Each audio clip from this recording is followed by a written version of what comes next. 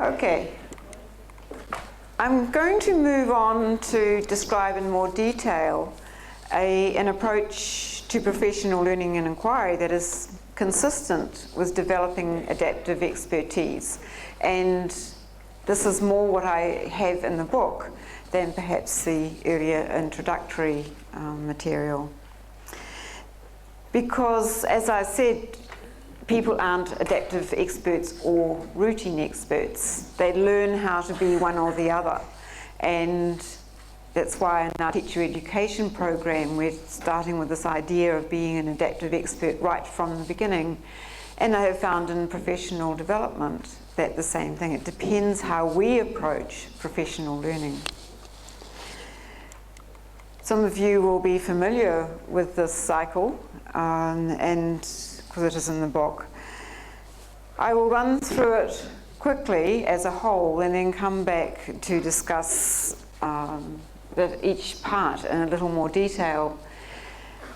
But as I've emphasised earlier this morning, it is really important if you want to make a difference to students that you must start with understanding what students already know and can do, and what they need to know and do and learn in order to be more successful. And this depends on having really good assessment information. National tests that I gather you have increasing numbers of, they give the big picture. They're useful for policy level. They might be useful at a school level to get a broad picture of what is happening for students. But the kind of assessment that I'm talking about for teachers to make a difference has to be much more immediate, has to happen much sooner, because then, there has to be a very little time between assessing students and learning the professional development. And from that, then the teachers identify the knowledge and skills that they need. In reality, these things happen at the same time, because some of our teachers didn't know enough to assess students well in order to learn what they needed to learn to improve that learning.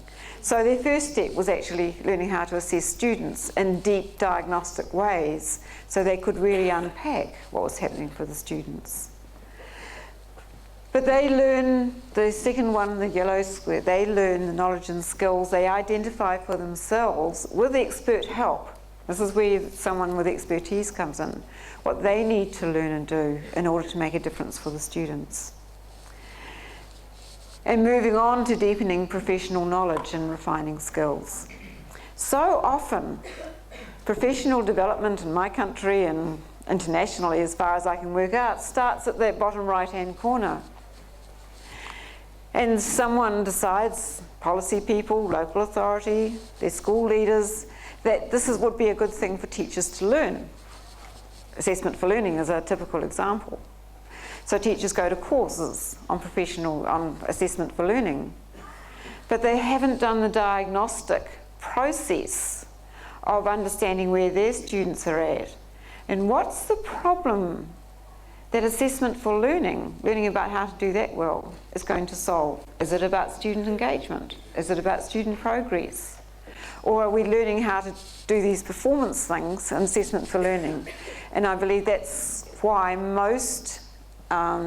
why the statistics are coming out, that about 80% of the teachers do not really understand what it is, because they haven't had a real good reason to learn it. What's the problem that they're trying to solve? What's the issue, the challenge that they're trying to meet? So if you're starting there and you decided it'd be a good idea for teachers to learn something, I suggest you backtrack and help them to identify how that will help them with the challenges, teaching and learning challenges that they face every day with their students. At the bottom here, I've got engaging students in new learning experiences for two reasons.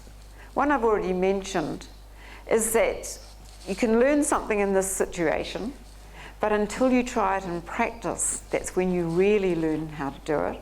So it's in deepening the learning. And the other relates to the issue that I talked about, change.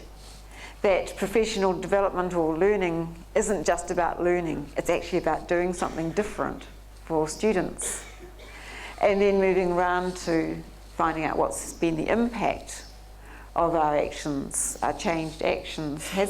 Are the students learning any better than they were before? For then refocusing the next cycle. So I'll go through each one in a bit more detail. So starting with what knowledge and skills do students need?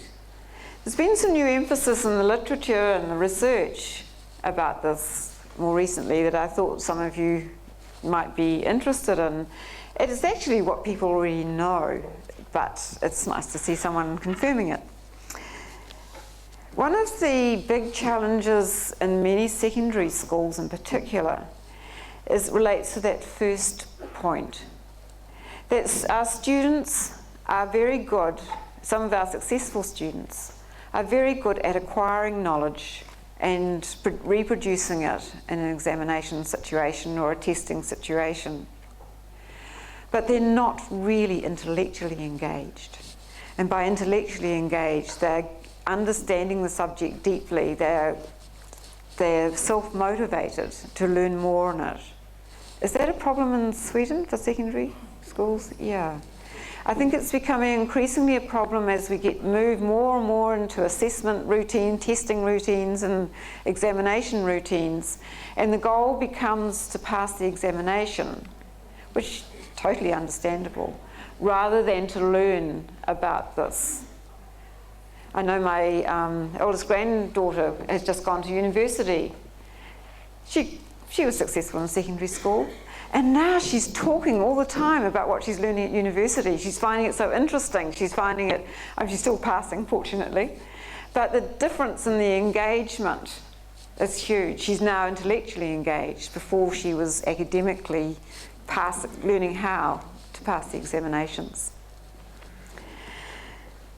Social emotional engagement strongly influences how students engage in school learning. I mentioned this before in relation to the emotions, but increasingly, again, at secondary school more than primary, students who are engaged socially in the school activities, are more likely to be engaged in the academic activities as well. No guarantee, but a social engagement, identifying with the school, is very important.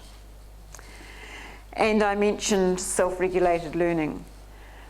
Now moving more into the research at primary school, if a student can, a 4-year-old, can show how they can self-regulate and exercise self-control, is more predictive of their future academic success than any IQ test. I've had multiple careers. I mentioned my teaching, but I also was an educational psychologist for a while, and we knew that it was pointless giving IQ tests to young children because there was no predictive value in them except for the very, very developmentally delayed students. But this is an amazing research. The sort of research they do with the 4-year-olds is delayed gratification. So telling a 4-year-old there's a chocolate bar and they can have half the chocolate bar right now, or if they wait and do something in the meantime, they can have it all later. Those kinds of tests are a better predictor of student future academic success. There's also similar experiments with 9-year-olds that I'm aware of. I don't know of any at secondary, but I suspect it's the same. But I think that has profound implications for our education system, and it also ties into the importance of the assessment for learning literature. So what are we trying to produce in our system? Are we trying to produce self-regulated learners who are intellectually engaged? Or are we trying to produce students who can perform on examinations? So when you're assessing what students know and can do, it might be worth taking into account some of those things. And I mentioned about the adaptive and routine expertise earlier on. On the left-hand side here is student assessment information. And the shifts that have to be made to engage in that inquiry cycle I talked about, I put up before. So assessment information on their routine expertise is really about student capability. Often students receive marks with no comments, no what to do next, they just get their marks. Information might be reported to parents. Again, the parents get the marks. Or students are told what they need to learn. It's sort of very much about them. Moving to the adaptive expertise side, student assessment information is information about how to promote learning. As teachers and students use the information to work out what students need to know, or what students know, and what they need to know, and what they need to learn next. So marks probably don't even come into it. We know from the assessment for learning literature that marks, if you give a student a mark, all they will attend to is the mark rather than the comments about what they need to learn next. Teachers are a bit the same.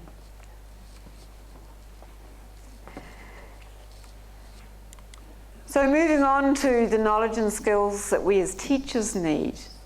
And this is promoting teachers' self-regulated learning or co-regulated learning. They need help to identify it because none of us don't know what we don't know. So it's no good saying to teachers, okay, you work out what you need to learn, because you have to know things to be able to identify what learn. So that's why I say you need some expertise in the room. Finding out about teachers' knowledge and practice. Investigate together, how have we contributed to our existing profiles of student outcomes that we're valuing? That means, what have we done well and the students are doing well? What haven't we taught so well that the students are not doing so well? And I've seen this work many, many times in many situations where, when that's the orientation that comes to it, teachers start to have the conversations very strongly about, oh, okay, well, the students are really doing well. Usually it's because I am actually very confident in teaching it. Often we attribute the things that are going well to ourselves and the things that are not going so well to others, but this is where the facilitation of the professional learning is coming about. So what do we already know that we can use to promote improved outcomes? Because just with students, you build on what people know in order to learn new things, unless there's misconceptions, in which case you have to change it. And with teachers. But I've attended professional development situations where someone has come in and not taken any notice of what teachers already know. And they feel patronised and put down because, well, I already know that. Why? I mean, just as we expect teachers to differentiate student learning, we also need to differentiate for teacher learning. What do we need to learn and do to promote these outcomes? And I deliberately have phrased this as we, so it's working with the teachers. It's not someone else deciding, but it's the teachers with someone who has expertise deciding what they need to learn and do to promote the outcomes. And what sources of evidence or knowledge can we use to do that? So teachers become inquirers. I don't usually talk about as researchers. Some do, it's sort of an action research. It is a kind of action research, but it's a bit different in that it starts with students and a lot of action research doesn't. But it is really an evidence-informed inquiry. The other reason I don't refer to it as research, usually, is because research is seen as something different from what teachers do every day.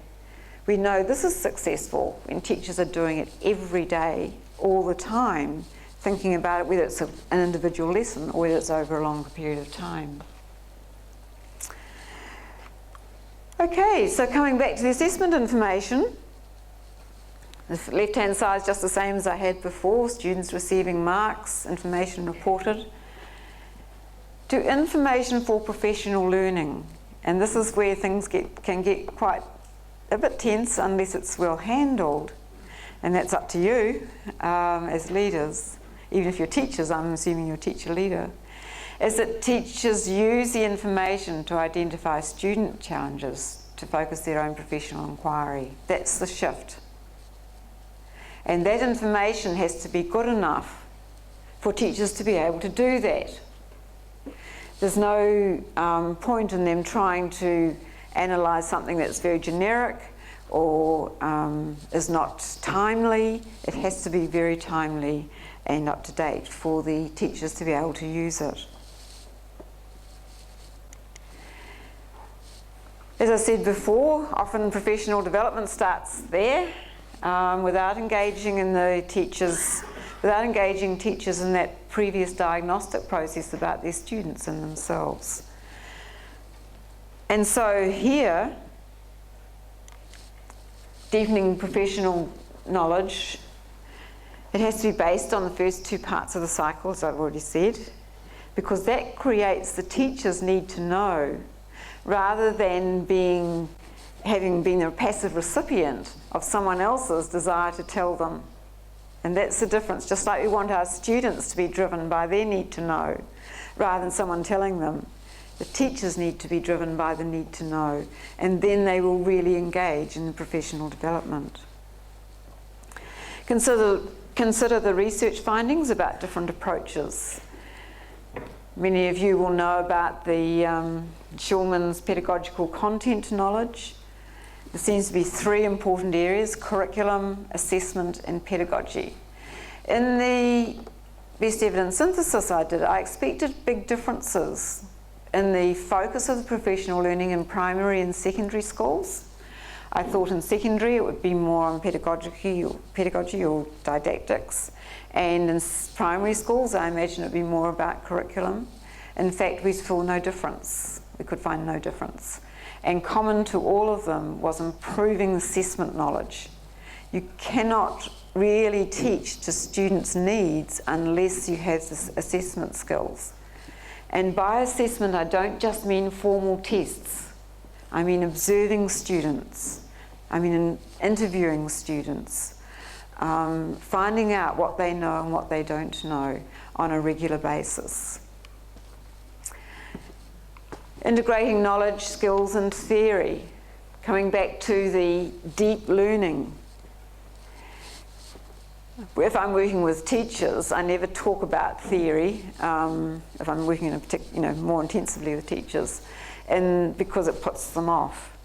But what I do talk about is why. Why is this likely to be more effective than what you did before? I mentioned that I was leading a team evaluating our schooling improvement initiatives in New Zealand, where not much was happening and the teachers didn't think about the action after it was all about learning, not about action. But one of our questions of the teachers was, are you doing anything different? They all sort of said, yes, we're doing little bits different. It wasn't serious action. And then we asked, why do you think this is more effective than what you did before? And very few of the teachers could tell us. Oh, they would appeal to some authority. Our professional development person said it was. They didn't really understand why. And that's so important if you're going to transfer the knowledge that on that other slide. And I also talked more about engaging assumptions. So this bottom bullet point is discussing existing ideas about students, assessment, curriculum, and how to teach it. Because if you don't discuss the existing ideas, there's a lot of research to show that what teachers already believed will come through into their new practice, and their new practice will only be superficial, like I talked about the assessment for learning. It's really important as part of professional learning is to engage existing beliefs. What do you think about this way of teaching mathematics? How does it compare with what you did before? Now, there's lots of different ways. People often come to me and say, what do I think of lesson study? What do I think of observation and feedback? What about planning together? All these things are really effective. And I'm not going into the mechanics of it. the actual practicalities of it. They're all effective. But what you need to focus on are teachers learning what you want them to learn, or what they have identified they need to learn, in ways that they can transfer it to practice. It's not about having a coach in a school. It's about how is that coach promoting teacher learning.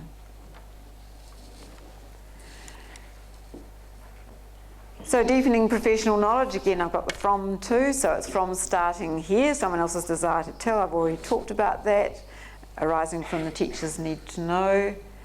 And on the left it's from the experts telling teachers about new knowledge and skills, to on the right, experts working alongside teachers to solve those teaching and learning problems. And I've put this one up again because I really want to emphasise, make it manageable and high leverage. And I haven't talked about the high leverage. So for the learning, to get the deep learning, it must be manageable for teachers and focused on something that's really going to make a difference. That's what I mean by high leverage. That's your grain size right on something that really matters. And moving to the bottom one, engaging students in new learning experiences. It says from teachers left to work out how to apply new knowledge in the classrooms. It's too difficult. If it's really sufficiently different that it's going to make a difference to student outcomes, then it is too difficult for teachers to change all on their own. So part of the two is coaches working with teachers in classrooms to apply new knowledge and skills. It's an integral part of learning. A lot of sort of observations of teachers is for compliance. I don't know if you have that in here. Teachers hate that, and I don't blame them.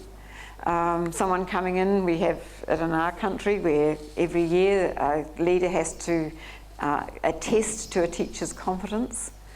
Understandably, teachers hate it. I'd hate it. These are having someone in the classroom, this kind of learning is having someone in the classroom solving teaching and learning problems that that teacher is facing.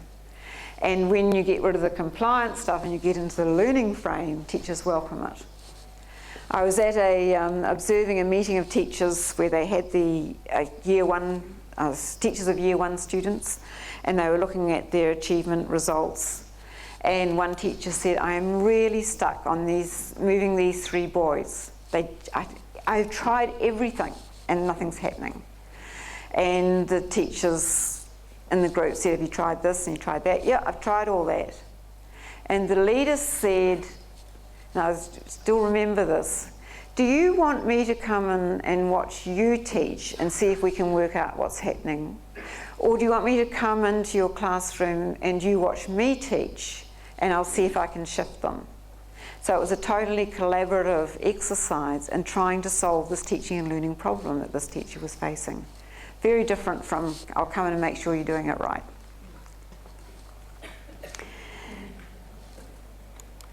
And, I went backwards.